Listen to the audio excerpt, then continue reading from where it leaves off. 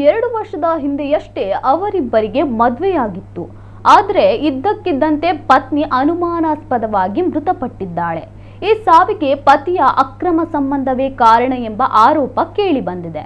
ಈ ಘಟನೆ ನಡೆದಿರುವುದು ದಾವಣಗೆರೆಯಲ್ಲಿ. ಹೌದು, 2 ವರ್ಷದ ಹಿಂದೆ ಕಾವ್ಯ ಮದುವೆ ಮನು ಎಂಬಾತನ ಜೊತೆ ನಡೆದಿತ್ತು. ಮದುವೆಗೂ ಮುನ್ನ ಅದ್ದೂರಿಯಾಗಿ ಫೋಟೋಶೂಟ್ ಕೂಡ ಮಾಡಿಸಿದ್ರು. ಫೋಟೋಸ್ ನೋಡ್ತಿದ್ರೆ ಇವರಿಬ್ಬರು ಮೇಡ್ ಫಾರ್ ಈಚ್ ಅದರ್ ಅನ್ನುವಂತಿದೆ. ಆದರೆ ಈಗ ಕಾವ್ಯ ದಾವಣಗೆರೆಯ ಅಂಚೆ ಇಲಾಖೆ ವಸತಿ ಗೃಹದಲ್ಲಿ ಶವವಾಗಿ ಪತ್ತೆಯಾಗಿದ್ದು ಅಸಲಿ ಕತೆನೇ ಬೇರೆ ಆಗಿದೆ. ಮನುಗೆ ಬೇರೆ ಯುವತಿಯೊಂದಿಗೆ ಅಕ್ರಮ ಸಂಬಂಧವಿತ್ತು. ಈ ಬಗ್ಗೆ ಪ್ರಶ್ನಿಸಿದ ಕಾವ್ಯ ಮೇಲೆ ಮನು ದರ್ಪ ತೋರಿಸುತ್ತಿದ್ದ, ಒಡೆಯುತ್ತಿದ್ದ ಎನ್ನಲಾಗಿದೆ.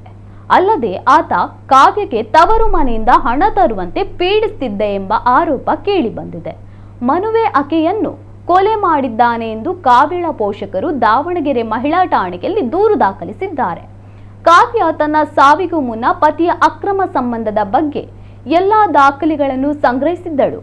ಪತಿ ಬೇರೆ ಯುವತಿಯ ಜೊತೆ ನಡೆಸಿದ್ದ ಚಾಟ್ಗಳ ಸ್ಕ್ರೀನ್ ಶಾಟ್ಸ್ ಹಾಗೂ ಇನ್ನಿತರ ಪುರಾವೆಗಳನ್ನು ಕಾವ್ಯ ಪೆನ್ಡ್ರೈವ್ ಒಂದರಲ್ಲಿ ಸಂಗ್ರಹಿಸಿಟ್ಟಿದ್ಲು.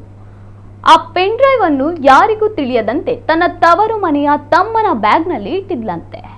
ಆದರೆ ತಮ್ಮ ಬಳಿ ಇರುವ ಪೆನ್ಡ್ರೈವ್ ಸಾಕ್ಷ್ಯವನ್ನು ಪೊಲೀಸರಿಗೆ ನೀಡಲು ಕಾವ್ಯ ಪೋಷಕರು ನಿರಾಕರಿಸಿದ್ದಾರೆ.